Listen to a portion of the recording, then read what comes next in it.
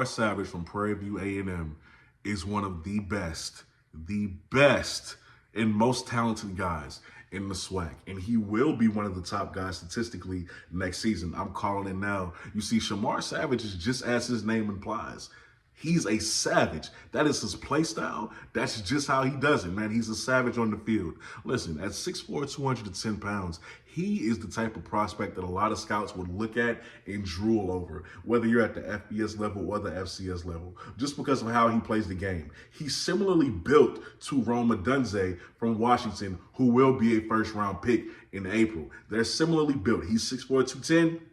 I believe Rome is 6'4", 215. So that means if he was in this year's draft class, right, Shemar would be in the 83rd percentile in height, and he would be in the 82nd percentile in weight. He finished this past season with 20 receptions, 448 yards, 2 touchdowns. That's okay. That's okay production. But what sticks out the most is the fact that he averaged 22 yards a catch, ladies and gentlemen. That is right. That is insane. That is so far ahead of everybody else in the SWAC that is crazy. He's number one in that category.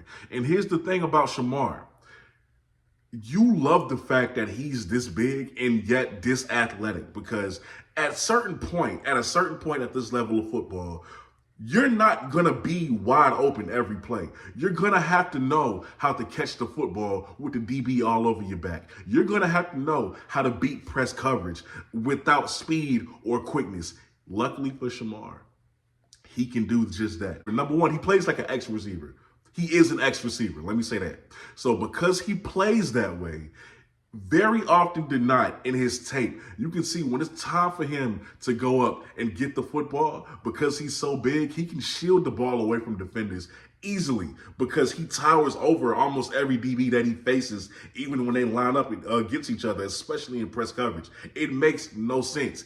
He is a prototype. His ball tracking skills are what we don't talk about enough. The fact that he's not a body catcher is something that you already appreciate, because you don't want to see a lot of body catching from wide receivers. When it comes to Shemar, the way he is able to track that ball in the air and bring it down, he is a real prototype wide receiver. His ball tracking skills are great, and we really have to keep talking about that, because ball tracking is a skill a lot of wide receivers do not have, especially deep. A guy this big, he is a possession, physical style type receiver. He's an X wide receiver. I will keep saying that.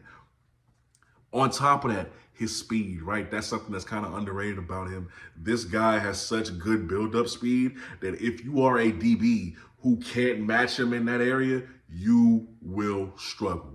You will seriously struggle against this kid. It's bad enough that you're already probably going into this matchup smaller than him. If you don't have the speed, he's going to embarrass you. This is a guy who has a lot of versatility to his game, decent route running. The fact that he's able to beat you at any level of the field is something that you should be worried about going into next season. Prarie View needs to prioritize him. Whoever that quarterback is going to be, whether it's going to be Trazion Connolly, I don't know if he's back or not, but whoever that starting quarterback is going to be, they need to prioritize him early and often. His production should be top 3 in the SWAC next season. He is a bona fide prototype as a wide receiver, ladies and gentlemen. This is a gem.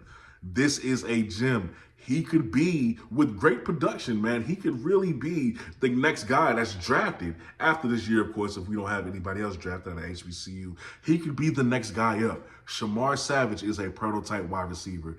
You saw what Keyshawn Johnson was able to do for Alabama State last year. I only imagine what Shemar Savage can do for Prarie View this upcoming season. And I will be keeping my eye out for him, because I, for one, am now a fan of his game. So this episode of Player Profiles is complete. I just wanted to let y'all know that Shemar Savage is out there and that you should keep an eye out for him, because he is immensely talented. With that being said, y'all are watching the BlitzCity Podcast. I'm your host, Kobe Orr. Check in with y'all next time. Let me know what player you would want to see me talk about down below. And hey, look out for more player profile videos coming. I'm out. Peace.